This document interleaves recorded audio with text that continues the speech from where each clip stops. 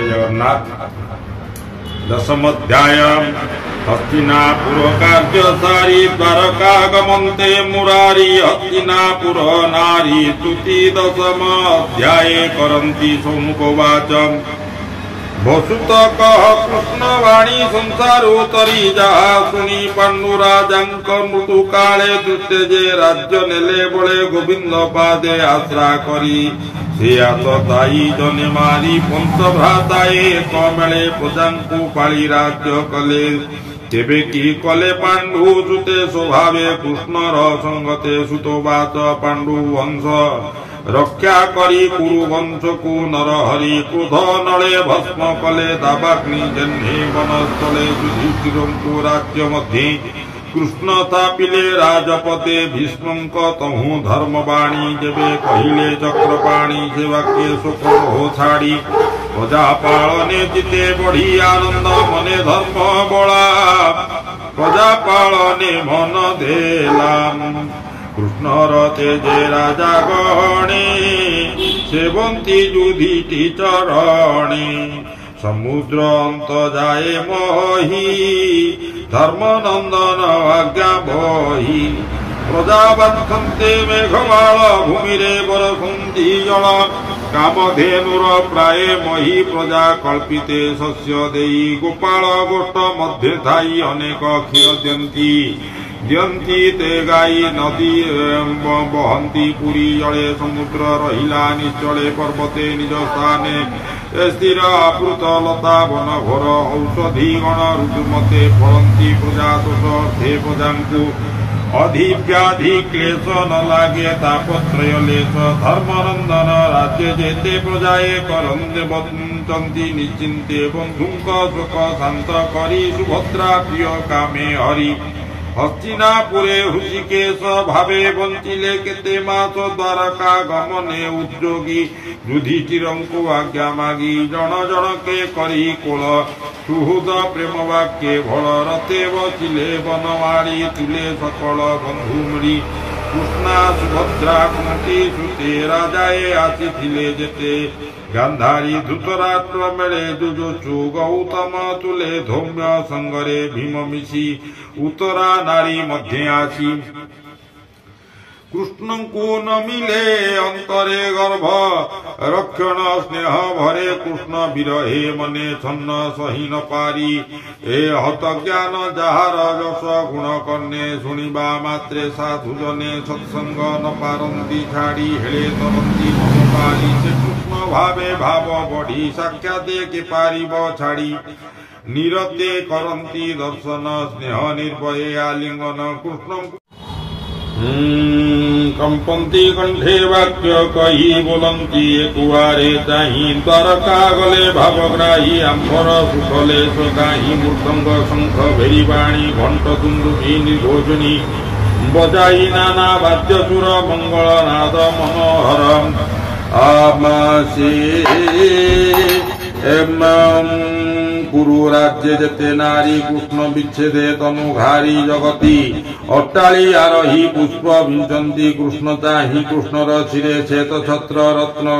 कांचने सुघटित अर्जुन गोविंदर पाचे आनंदे घेनी मन तोचे बाम दक्षिणे पाचे टेकी बाम व्यंजन उद्धव सात्यकी चामर हस्ते पुणी विंची कृष्णे कर्पूर धूଳି सिंची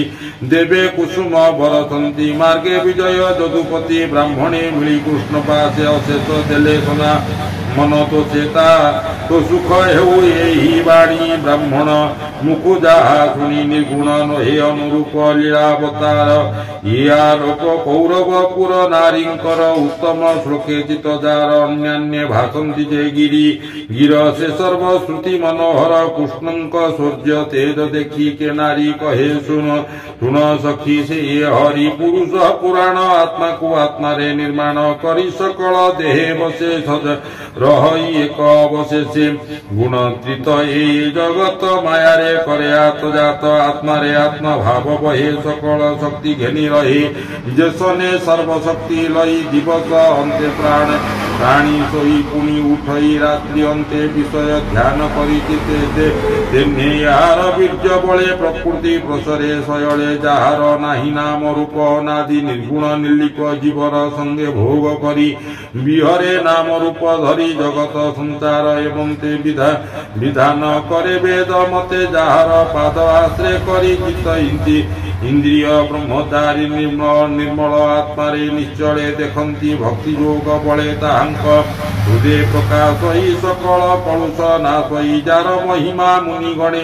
आगम निगम प्रमाण एकुआर एक कथा कही बंतंती जार पाद ध्याई जे एक ईश लीला करी प्रकृति संगते विहरी सृष्टि करे न पुनि पाळे ईश्वर रूपे अंत करे से दोष न लागे ताहारे नलिनी दल जेन्हे निरसे ही आंभ सृष्टि पथे देख गो से किए सखी अच्छी रथे दुष्ट क्षेत्रीय जेते बेले अधर्मे ग्रासंती शयले हरि सत्व गुण धरी नाना शरीरे अवतरी जस विस्तारी दया संगे सुखे विहरे जुगे जुगे जातव कुल ए संसारे भाग्य के करिब गोचरे पुरुषोत्तम श्रीपति जणुपा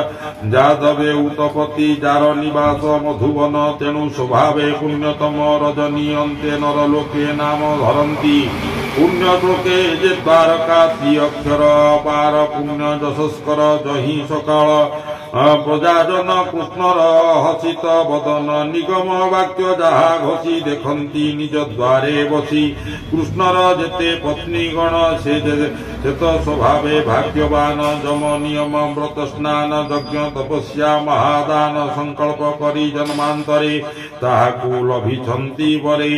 जाहांक अधम अमृत अपाने गोपीए मोहित नित्य पिबंती सुख भरे ये भाग्यवंत तांको तुले रुक्मिणी स्वयंवर काले सभार मध्य नृप मेले कृष्ण विषमे जेते देवादि क्षेत्रीय शिशुपाल आदि ताहांक दर्पनाश करी कन्या हरिले नर हरि नारकासुरबद्ध करी 16 सहस्र कन्या हरि रुक्मिणी आदि जाम्बवती अपरे जेते नारी छंती से बधू जने तांक संगे घटंती सौभाग्य रंगे तार कटाक्ष दशंबस होई निश्चल चिते रूपध्यायी निरते कृष्ण घेनी घरे प्रेम सेवंती तापयरे पारिजातक आदि दान देई आनंदे तांक मन करिन प्रभु भावग्राही ताहांक संग न छाड़ई करुणा मंडल बधू जने हेमंती बाणी अनु अन्ये स्मित इंगित ताहा रखी रते तलिले पद्म आखि कृष्णर स्नेह मने धरी पांडव घेनी सैन्यचारी शत्रुंक भय चिते चिंती कृष्ण को आवरी चलती केते ही दूरे भावग्राही पांडव मानंकु रुहाई उद्धव आदि प्रिय संगे चलिले निजपुर मार्गे कुरु जंगल देश जिणी पांचाल देश सूरसेनी जमुना देश ब्रह्मावर्त मत्स्य नगर सारस्वत मरुधन्नन सौबीर भारी पुर जे अपर जिनी गमिले निज रथे मिलिले द्वारका प्रशस्ते से देशे जेते प्रजा जने सभ्रमे कृष्ण दर्शने अनेक उपाय हस्ते निवेदी कृष्ण पाद गते मन्ते द्वारकाग्रते मिलिले दिनकर हस्ते से हरि चरण पंकजे किंकर जगन्नाथ भजे किंकर जगन्नाथ भजे हे हरि चरण पंकजे श्रीमद्भागवते महापुराण परमहंस संहितायां वैशाख्यं प्रथम स्कन्धे नैमिषावाक्येन श्रीकृष्ण द्वारकागमनं नाम 10 अध्याय। हरि ओं तत्सत्।